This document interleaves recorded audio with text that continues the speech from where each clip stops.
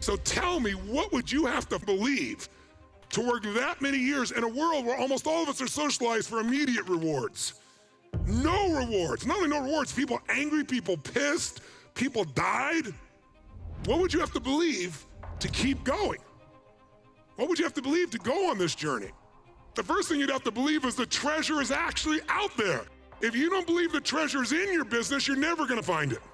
And when I say believe, what is a belief? A feeling of absolute what? Certainty. If you don't have absolute certainty the treasure is out there, you're never even gonna begin this journey. Does that make sense? And you're sure it's never gonna find it. But in order to keep going, you need to believe more than just it's out there. What else would you have to believe? Search your own heart, soul, mind.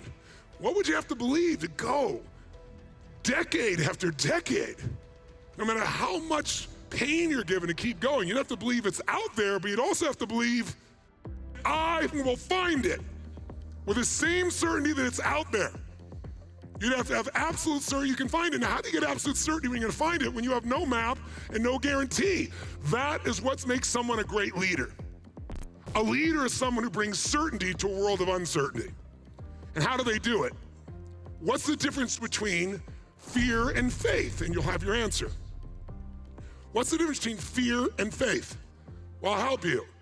They're both made up. Fear is made up. You don't know what's gonna happen in the future.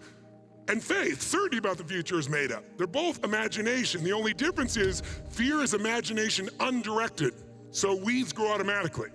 Faith is you decide to be certain because it serves. Because you believe with that certainty, you will create what it is you have inside of you. That's between a creator and a manager of circumstance. So we got two beliefs now. Does it make sense? You have to believe it absolutely is out there with absolute certainty or you're not gonna go on the journey. But you also gotta believe, I will find it. But there's a third belief. If you don't believe the treasure's out there, you're not gonna do it. If you don't believe you're absolutely gonna find it, you're not gonna do it. But even if you believe it's out there and you're gonna find it, 5, 10 years into it, the only thing gonna keep you going is it's worth it. These 3 beliefs you must have for your own business, or today and this entire week will be a waste of your time. If you allow yourself to abandon your business because it's not working yet, because you think you've tried everything, you're wrong. But if you will come from this place that the treasure's in this business and I will find it and it will be worth it, then you will find it. So if you have those 3 beliefs, that's what you gotta have. And I didn't have those in the business before, but I adopted these beliefs in my own business. And once I just decided, there was no proof that the treasure would be there and that I would find it, that one was easier. I have that installed in me anyway. And it'll be worth it by thinking of the impact, not just on me, but on my family and on my employees, on everybody. I exploded the business. And it took probably 3 years after that before I found how to break through. I found lots of little things, nothing gelled just yet, but it's kind of like I always tell most people overestimate what they're gonna do in a year. They set these giant goals for the year, but they underestimate what they can do in a decade, or 2, or 3. And that sounds like a long time, but how many find that as you've gotten older, time goes a lot faster than it used to? Say aye. 10 years from now will surely arrive. The question is, where will you be? Who will you be 10 years from now? Because it's gonna go like that. And perhaps now's the time to make that happen. And what's gonna determine what really happens is the beliefs you adopt. Because the beliefs are gonna determine whether you actually do the I'm sharing it. How many follow here? Say aye. And by the way, I sold half of that company for $200 million about 4 years ago.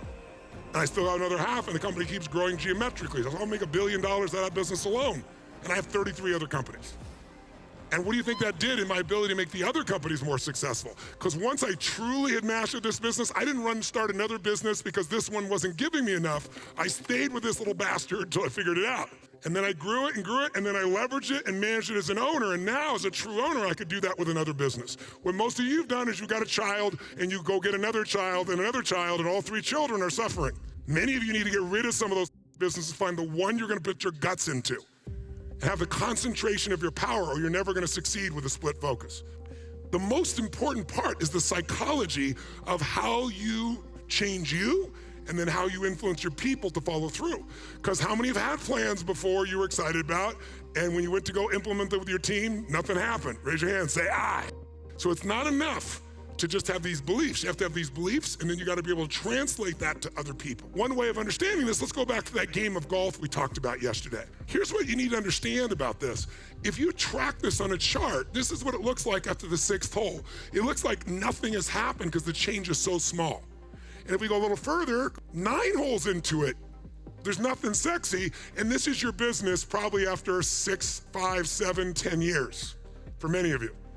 It may have given you emotional juice, but really it takes infrastructure, time, it takes expertise, it takes time to build a brand. And people today expect, I want something, I get it now. I go on the web, I get it instantly. I get my music, I get my movies, I get everything else, I get my sex, I slide right, I can have it, ready to go, right? So 13 holes into it, it looks like nothing. But watch from 13th hole to the 18th hole, that's the growth.